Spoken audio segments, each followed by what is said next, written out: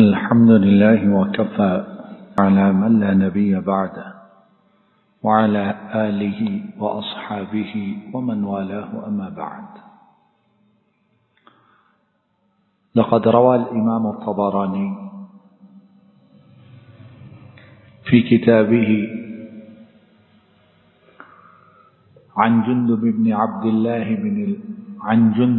عبد الله الأزدي أن رسول الله صلى الله عليه وسلم قال: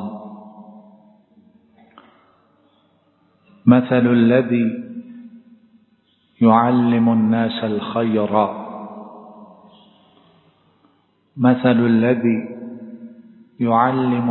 الخير وينسى نفسه كمثل السراج يضيء للناس ويحرق نفسه أو كما قال صلى الله عليه وسلم. ہم انسانوں کا عام طور پر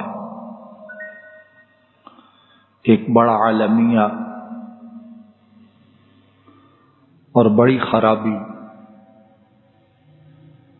اور عجیب نقص یہ ہے کہ ہم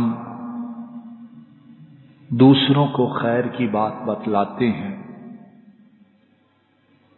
دوسروں کو نصیحت کرتے ہیں،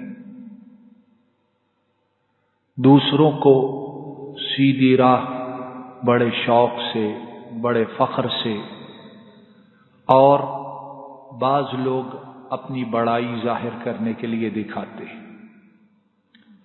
دوسروں کے نقص، عیب اور برائیاں نکالتے اور انہیں بتلاتے ہیں کہ ایسے کرو، ایسے کرو، ایسے کرو. لیکن اس کے ساتھ ہی یہ ہوتا ہے کہ ہم اپنے آپ کو بھول جاتے ہیں. وہی بات جس کی ہم دوسروں کو تلقین کرتے ہیں، اس غلطی میں، اس برائی میں، اس خرابی میں ہم خود ڈوبے ہوئے ہوتے ہیں. دوسروں کو دیکھ کر غصہ کا اظہار کرتے ہیں، دوسروں کو ڈانٹتے ہیں، لیکن وہی کام ہم خود معلوم نہیں دن میں کتنی بار کرتے ہیں اور بار بار کرتے ہیں. ایسا کرنے والا وہ اپنے آپ پر بڑا ظلم کرتا ہے. نبی کریم صلی اللہ علیہ وسلم نے اس بات کو بڑے ہی پیارے انداز میں ایک مثال کے ساتھ سمجھایا. ارشاد فرمایا کہ وہ شخص جو دوسروں کو خیر کی بات بتلاتا ہے اور اپنے آپ کو بھول جاتا ہے، دوسروں کو نیکی کی دعوت دیتا ہے لیکن اپنے آپ کو پس پردہ ڈال دیتا ہے، فرمایا اس کی مثال ایک سراج کی طرح ہے، ایک قندیل کی طرح ہے، ایک دیے کی طرح ہے، ایک موم بتی کی طرح ہے. کیسے؟ فرمایا جو موم بتی ہے، جو روشنی ہے،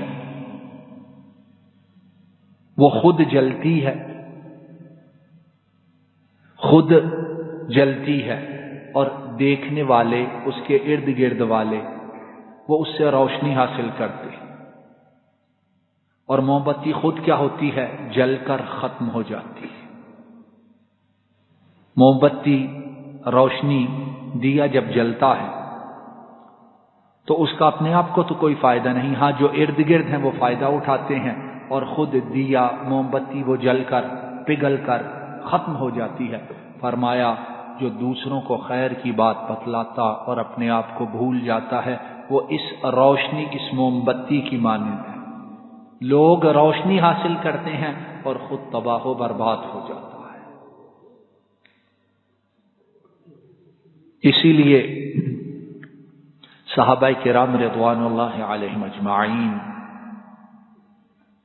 وہ اس بات کا بڑا اہتمام کرتے تھے کہ جو چیز ہمیں آتی ہے، جس کو ہم جانتے ہیں، جس کو ہم سمجھتے ہیں، لوگوں کو سمجھاتے ہیں، کیا ہم خود اس پر عمل کرتے ہیں کہ نہیں کرتے؟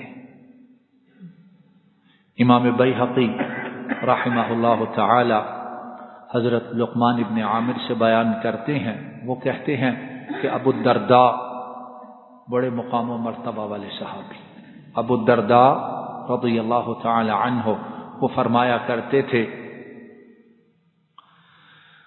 اخشى من ربي يوم القيامة أن يدعوني على رؤوس الخلائق فيقول يا عويمر، فأقول لبيك ربي، فيقول لي ما عملت فيما علمت، أو كما قال رضي الله تعالى عنه۔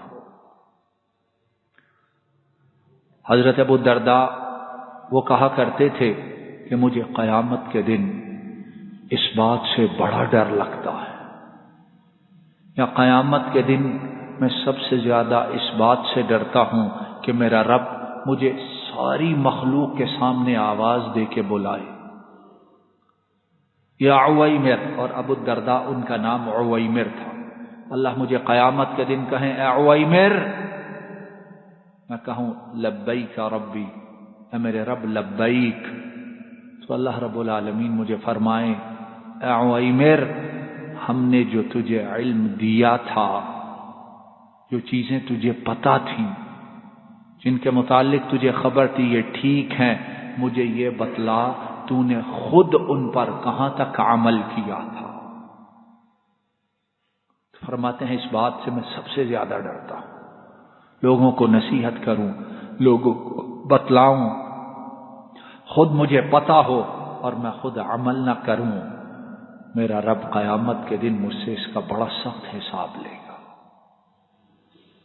تو یہ ہے کہ ہم اپنی اولاد کو، اپنے سے چھوٹوں کو، اپنے سے کمتر لوگوں کو بڑا بن کے خیر کی دعوت دیتے، نصیحتیں کرتے ہیں، لیکن خود ہم کیا کرتے ہیں؟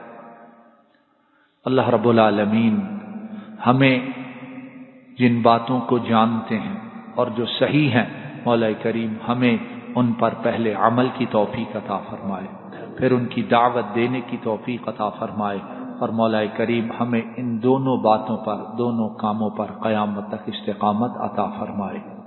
ربنا ظلمنا انفسنا وإن لم تغفر لنا وترحمنا لنكونن من الخاسرين، اللهم إنك عفو تحب العفو فاعف عنا، اللهم إنك عفو تحب العفو فاعف عنا، اللهم إنك عفو تحب العفو فاعف عنا۔